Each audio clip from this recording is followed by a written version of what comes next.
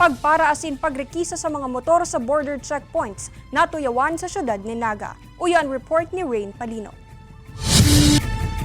Sa litratong ininapigpost kan sarong netizen, may hiling na nagkapirang motorista ang pigpara kan mga personay nakaitom ng uniforme sa barangay San Francisco, syudad ni Naga. Ini parte subot kan boundary checkpoint na pigkukondisir kan LGU. Basado sa post na notaran niya nakadaklan subot sa mga napapara motorsiklo. Alagad kun igwaman subot na paparang 4 wheels na lunadan, ding gayo inistrikto.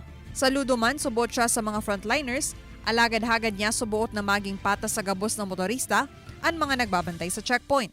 Ang post nakaabot naman sa opisyales de barangay kan San Francisco. Sigun gi Kapitan Efren Nepomuceno, volunteers anyaon sa litrato asin bako mga personays kan barangay.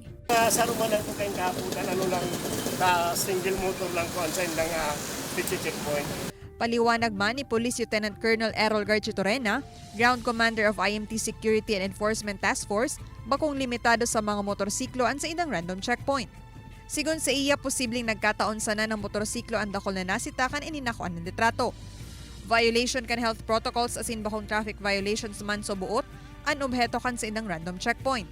Ang mga mabalgar sa curfew asin passenger capacity, pigi-issuhanin citation tickets basado sa National IATF asin city ordinances. Randomly, pinaparami.